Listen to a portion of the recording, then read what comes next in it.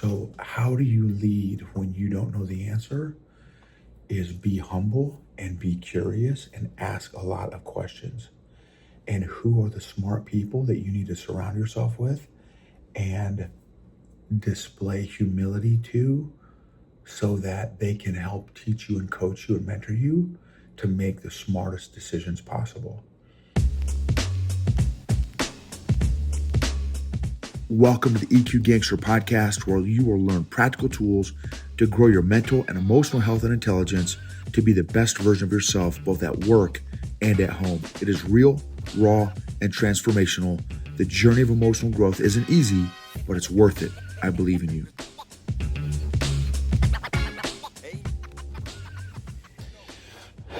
EQ Gangsters, what's up? So I've got a couple questions that I want to run by you that I just got asked. We have this young guy on the team who is a brilliant kid. Again, everyone's a kid to me because I'm like one of the oldest guys in this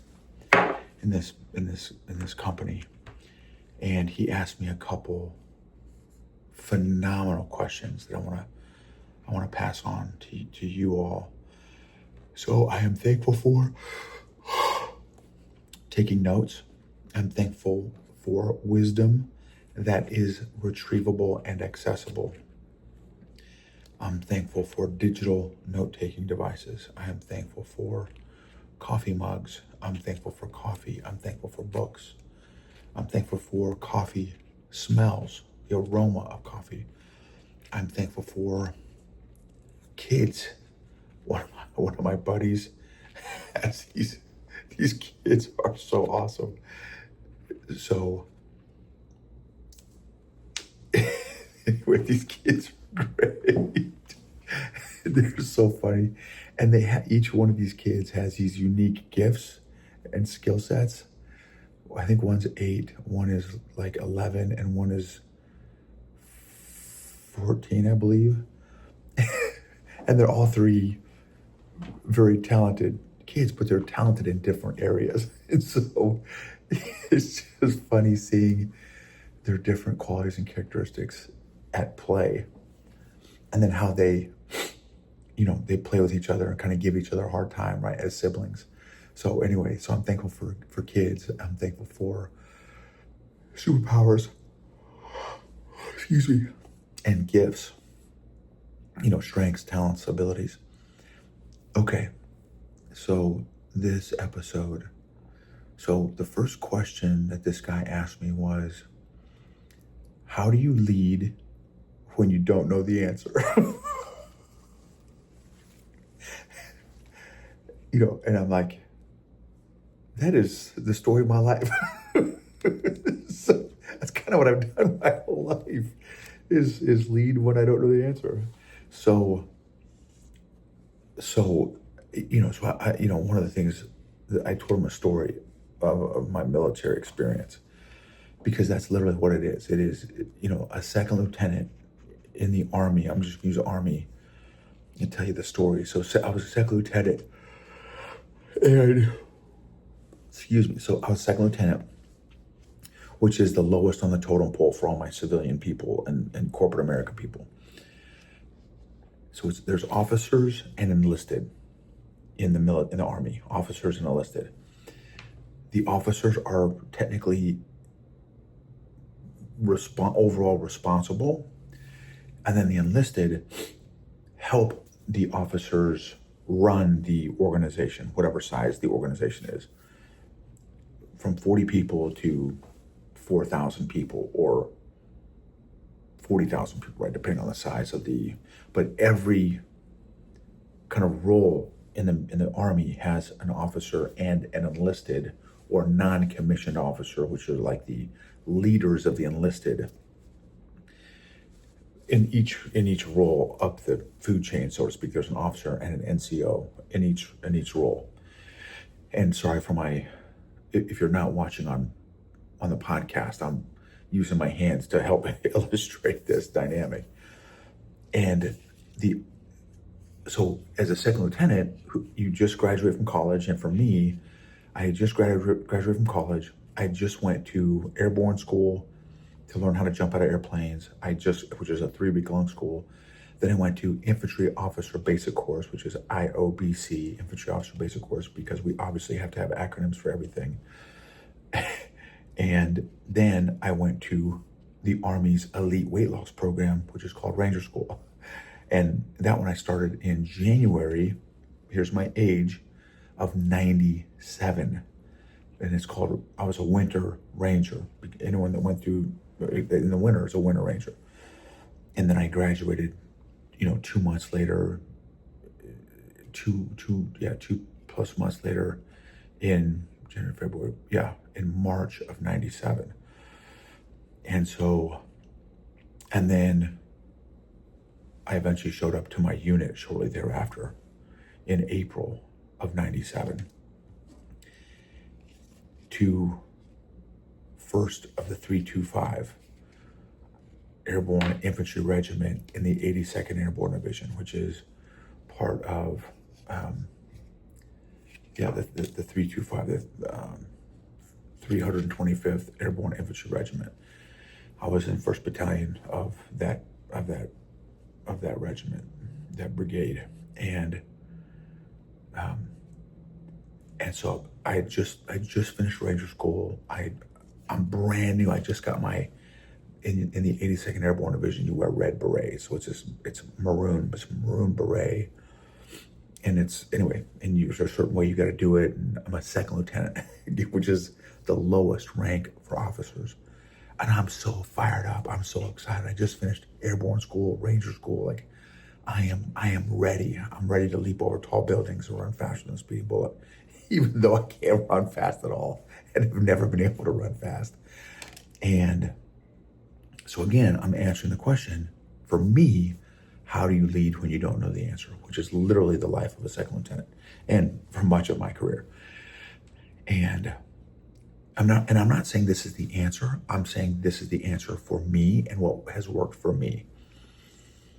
And so I show up, and I actually walked in on so when I walked into my company area, the company that I was a part of, which is about 180 people per company, 180 infantry dudes in a company. And then each platoon has 40-ish soldiers, infantry soldiers per company, plus or minus, because again, 4 platoons of 40 people is 160. We had 180 in a company, so we have some extra folks in the headquarters company. Well, that's not true. We had extra folks in our particular company, not just headquarters company. Anyway, I'm not trying to get in the weeds. And so I walk in on a squad leader meeting with the platoon sergeant. So the platoon sergeant, who is my peer to help me run the platoon, he had been doing that job for 15 years. He's been in the infantry for 15 years.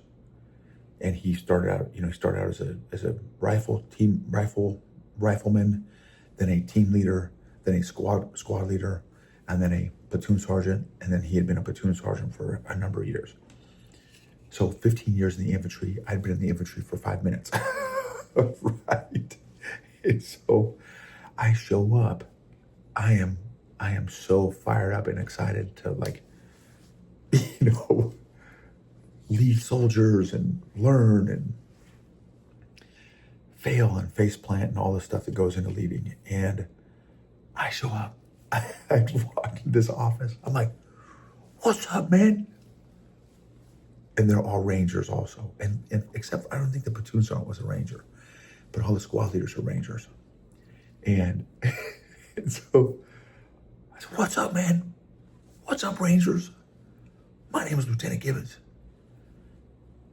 And the platoon sergeant said, "Stop." He said, "Shut up." He actually said, "Shut the bleep up." He said,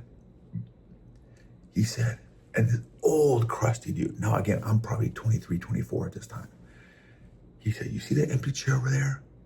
He said, "Go sit your little," so cover your ears if you got kids in the room.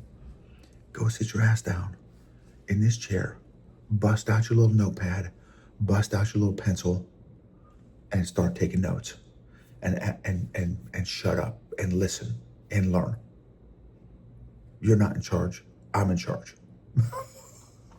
That was my welcome to the platoon. That was literally my onboarding. That was my customer service onboarding within the company, right? And so I said, hey, Sarn, love it.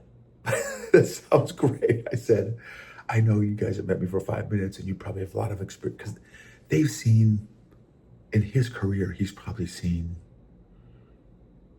15 or 20 other nobles, other lieutenants. So he has definitely a file, a 15-year file, 20-year file for guys like me that come in ready to change the world. And what many lieutenants do is they come in, even though they're clueless, and start making immediate changes. And so I didn't do that. I said, hey, it's great to meet you, Sergeant. Man, I'm stoked to learn from you guys. I told, hey, squad leaders, I'm stoked to learn from you guys. I'm going to go ahead and bust out my notepad and pen and take notes, just like the platoon sergeant said. All right, go ahead, platoon sergeant. What you got? And I sat down, busted out my notepad and pen, and started taking notes. And then every day for 3 weeks, I did a couple things. I asked each of the squad leaders and a platoon sergeant leadership questions. Hey, what's been the toughest leadership experience you've ever had? How did you overcome it? What's the most difficult conversation you've ever had? How do you work through difficult conversations? What has been the most impactful leader that you ever followed? Why? What's the worst leader you've ever followed? Why? I'm just I'm soaking in Skinny. I'm soaking it in. Ask some questions. Well, the other thing that I did during those first 3 weeks was I sat down with every platoon member in the platoon, all my soldiers, and busted out my 3x5 card, which is I know it's back in the ancient days with chalkboards and pterodactyls and Tyrannosaurus rexes and stuff, and would take notes. Hey, tell me your name, tell me your spouse's name, tell me your kids' names, tell me your birthdays, tell me your hobbies, what sports you like to do. And I kept a file on all the soldiers. And I would review them every day.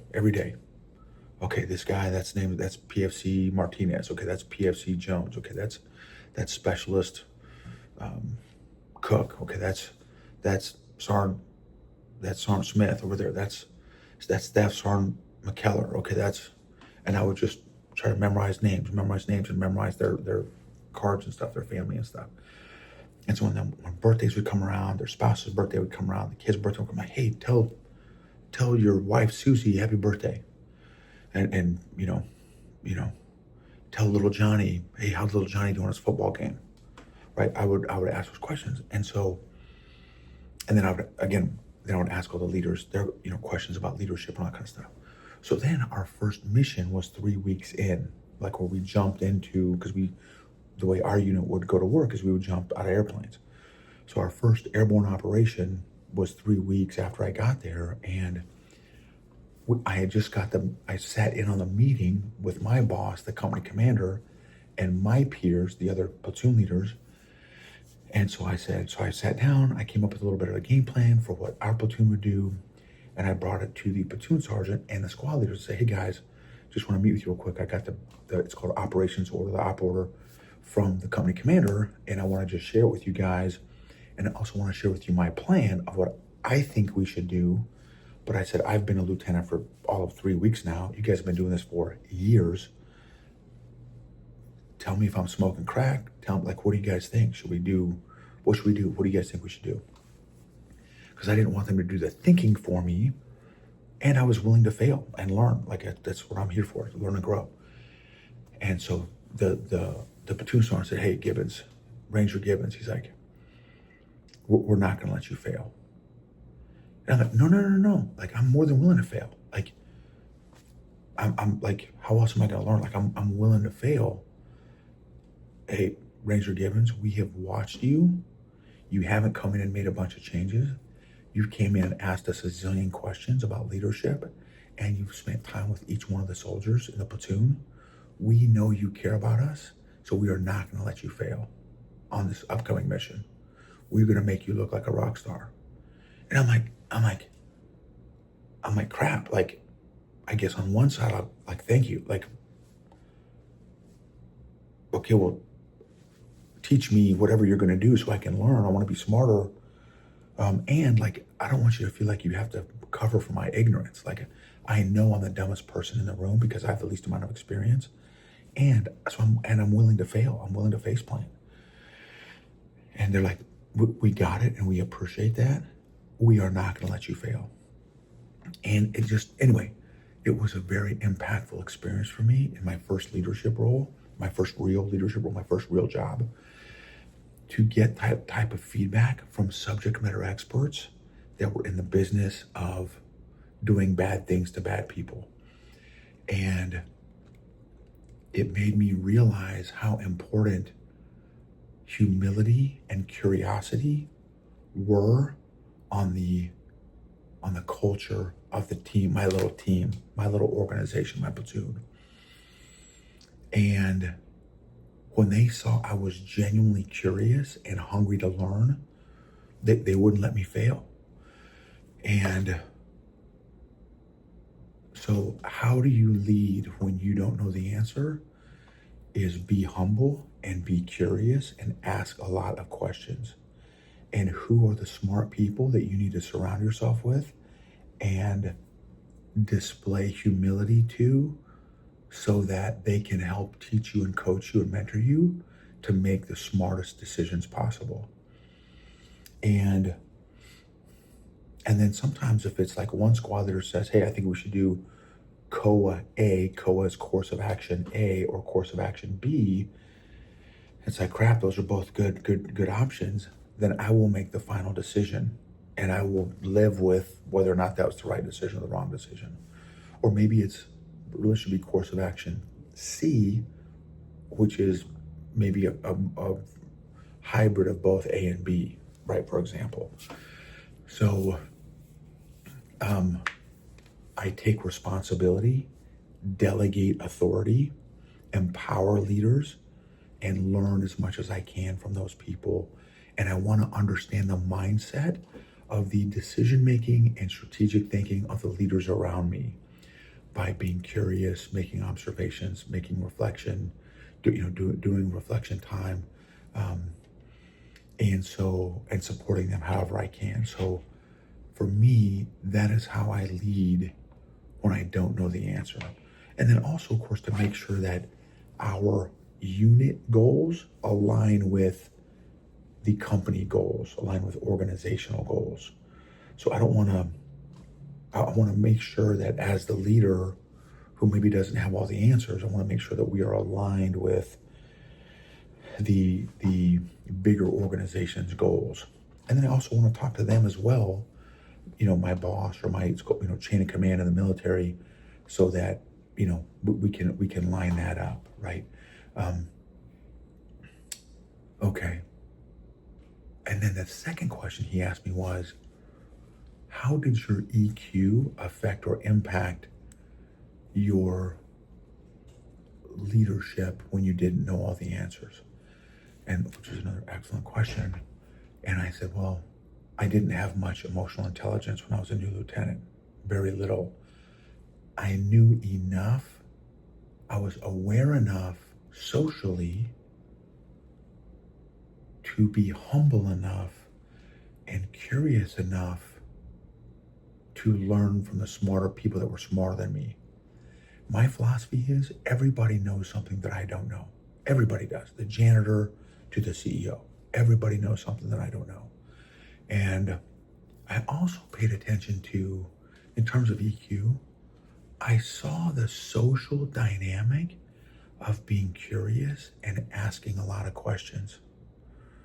And the dynamic I noticed was it immediately took an organization from a us versus him, right, in the military.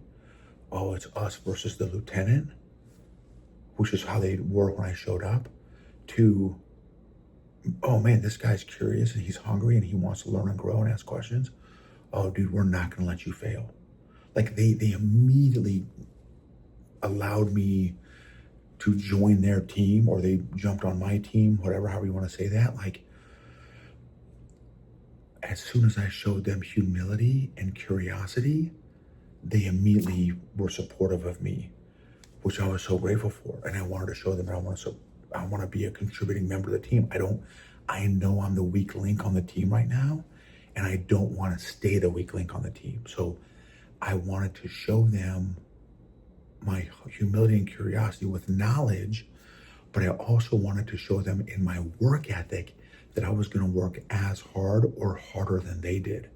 So if I could, so I would try to show up at work before they did, and sometimes leave after they did, right? So they knew, okay, crap, this lieutenant is not a slacker. He wants to bust his rear end and do an excellent job. And so anyway, I just wanted to share those questions with you from, again, a young up and coming rock star leader that we have in this organization. And that's one thing that I've challenged this. We've got a leader development program and group that we're working with right now. And I told them every session that they show up, that they got to show up with at least one leadership question, because I'm not going to do leadership welfare for you. I'm just not going to show up and you're like, oh, feed me, feed me, feed me. It's like, I'm going to feed you, and you're going to take ownership of your own learning journey. What do you need to learn? What do you want to learn? Show up with questions. That shows that you're taking ownership of your own journey.